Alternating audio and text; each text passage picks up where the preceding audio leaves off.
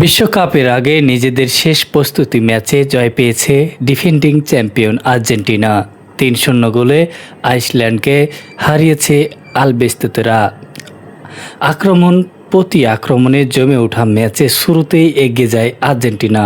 D বক্সের ঠিক বাইরে থেকে দারুণ এক ভলি শট নেন আর্জেন্টাইন ডিফেন্ডার বার্কো।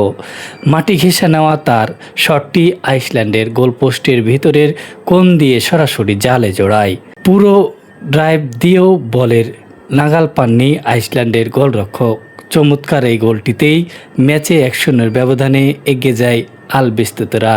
গোলটি দেখে উল্লাসে ফেটে পড়ে আর্জেন্টিনার সাইড বেঞ্চ। এদিকে গোলের লিড থেকেই বিরতিতে যায় স্কালোনির দল। ম্যাচের দ্বিতীয়ার্ধের ৬৭ মিনিটেই মাঠে নামেন মহাতারকা লিওনেল মেসি। মাঠে নামার ৫ মিনিট পরেই সফল স্পট কিকে দলকে ২-০ গোলের লিড এনে দেয় লিও। তবে স্পট কিকের পূর্বে লাউতারোকে দারুণ এক পাস দিয়েছিলেন মেসি। সেই পাসে গোলও হতেই যেত, তবে আইসল্যান্ডের গোলরক্ষক ফাউল করে গোলটি থামিয়ে দেন।